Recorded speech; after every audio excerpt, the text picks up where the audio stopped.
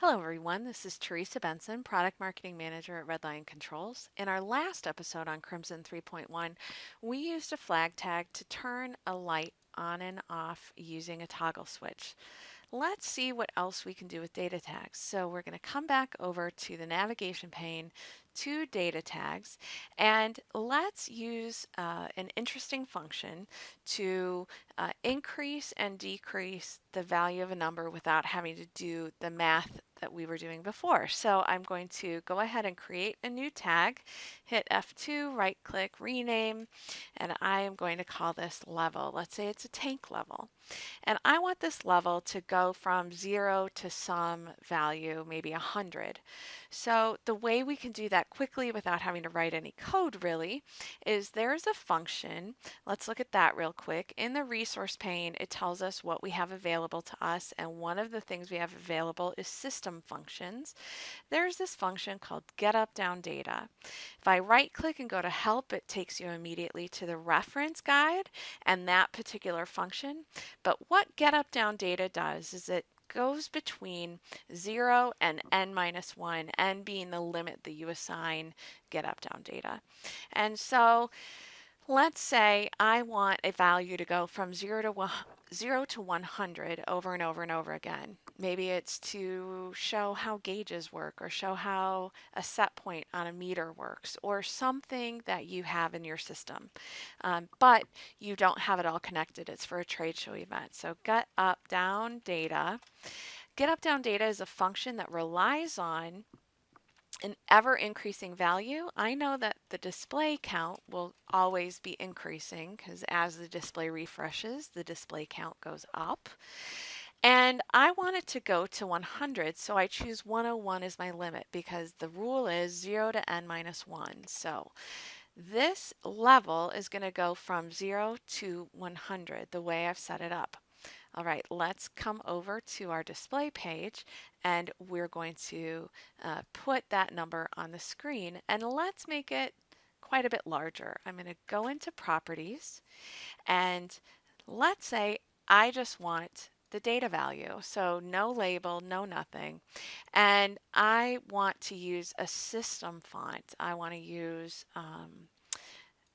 Arial Bold, and I want it to be huge. So I pick 72. That's the great thing about Crimson. We can use system fonts. We can also use, the built-in fonts here. And you can see immediately those red lines. Those red lines are telling me that the red rectangle that defined by my handles is infinitely smaller than the number and the font size that I just picked. So I've got to fix that. I can grab onto the handles, and as soon as I do, it resizes for me. I know that it's going to go to 100, so I'm going to make it a little bit bigger. A way to make sure that Crimson looks out for you in that regard is to come back over to the data tag and go to Format. And right now we just have a general format. I'm going to come in here and do numeric. And I'm going to say that at most this can have 3 digits because I'm going to go from 0 to 100, so 3 digits. If I come back over here and it were smaller, it's going to yell at me in that direction as well. If I hadn't done that, it would actually allow me to have a handle too small for the space that it needs in order to display the full number. So I've gone ahead and made it larger. Let's see what that looks like over in our web server. There we go. So the number is increasing. We're going to see it go up to 100. As soon as it hits 100, it's going to head back down. My on-off switch is still working. I've got, everything else is still working, but we've got that handy thing. Now, it's one thing to see a number like that. It's another thing to maybe see motion on the screen, whether it's a tank is filling or you've got something literally moving from left to right or from top to bottom or in a polar motion on the screen. That's one of the ways that we use getUpDownData in creating demos for our OEM customers for their trade shows. They like to show motion, show how things might work if it were installed in a plant. So let's do that now.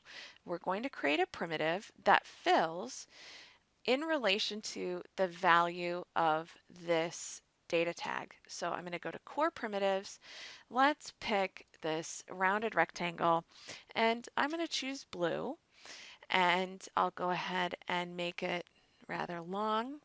And as of right now, it's just a rounded blue rectangle. We need to tell it how to move in relation to that value. So I'm going to say fill from bottom, and I want it to fill from the bottom as it relates to the value of level, and automatically plugs in level min and level max. I haven't defined level min and level max on the data tag itself.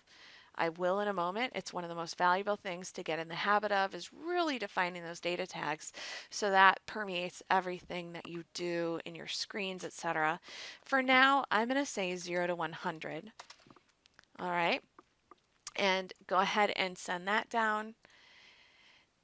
And now we're going to see this fill from 0 to 100 and back down again in relation to the value of level.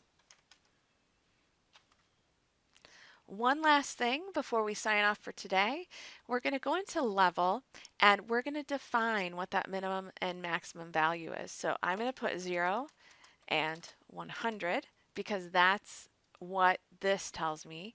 And I'm going to come back into my primitive and I am going to choose level min, level max,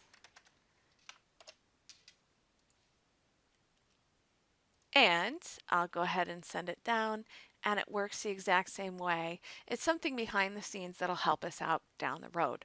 So that's how you can take a data tag, assign it to a primitive, and have some amount of movement and motion on your screen. It's ideal for, filling applications, tanks, that sort of thing, but there's a million other uses as well. Look for more tips and tricks in our next episode.